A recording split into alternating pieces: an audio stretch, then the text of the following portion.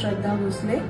मी basically मुंबईला जॉबला आहे। माझी ट्रीटमेंट आधी मुंबईला होती, त्यानंतर मी नाशिकला शिफ्ट झाली।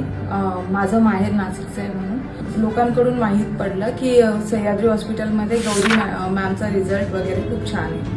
त्यामुळे मी एकदा त्यांना व्हिजिट केलेलं। त्यांनी जी ट्रीटमेंट जसं ट्रीट केलं, त्यांचं बोलणं, नेचर आणि प्लस ट्रीटमेंटची प्रोसेस ती खूप छान होती।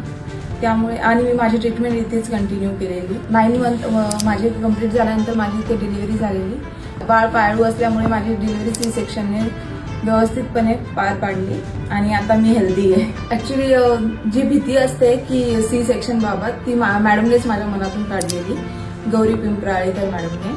म्हणजे मी प्रिपेअरच नव्हती सी सेक्शन डिलिव्हरीसाठी। माझी कंडिशन अशी होती की नॉर्मल डिलिव्हरी पॉसिबल नव्हती। ती मॅडमनेच माझ्या मनातून आधी सी सेक्शनची भीती काढलेली आणि सी सेक्शन इझिली प्रोसेस केलेला। आणि इथला स्टाफ वगैरे खूप छान आहे। मला जर माझे फ्रेंड्स किंवा माझे फॅमिली मेंबर यांना सजेस्ट करायचं असेल तर मी डॉक्टर गौरी पिंपराळेकर मॅडम आणि सह्याद्री हॉस्पिटलच सजेस्ट करेन। जर तुम्हाला माझ्यासारखाच अनुभव घ्यायचा असेल तर तुम्ही पण एकदा व्हिजिट करून बघा।